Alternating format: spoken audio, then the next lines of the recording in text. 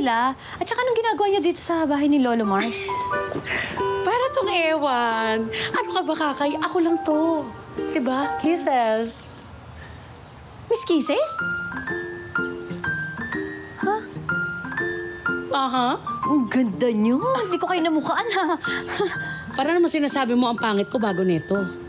Eh, hindi naman yung ibig kong sabihin. Ang akin lang mas lalo kang gumanda ngayon. Talaga ba? Salamat.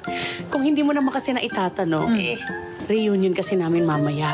Kaya kailangan, maganda ako. Hindi lang maganda, maganda.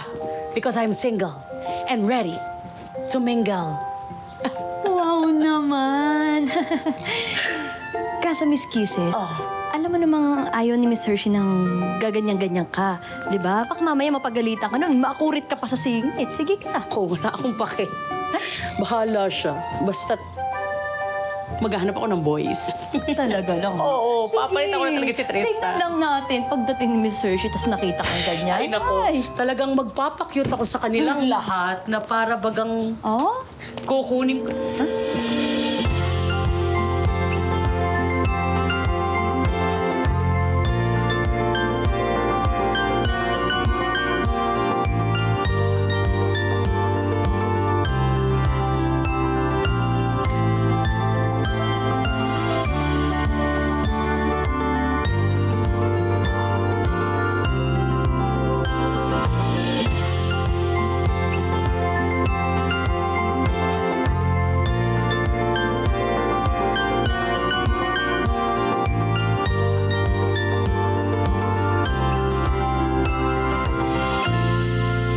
Bakit? Pangit? Hindi. Ang ganda mo, Miss Hershey. Hindi ako papayag. Hindi ako papayag na mas maganda ka sa akin. Magbibihis ako. Ha? Jesus. Ano nangyari doon? Kaya nga. Ikaw na bahala sa tahian, ha? Tsaka si tatay, patingin-tingin na rin, ha? Kasi masama talaga pakiramdam niya, eh. Pero pinayagan naman niya ako pumunta ng reunion. Kaya siguro, okay lang siguro din to. Tsaka si Aling Selena pala. Yung pinatahi niya, dalhin mo mamaya, ha?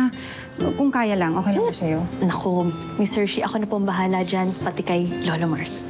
Thank you. Tsaka ano pa ba? Hindi. Wala na. Meron pa?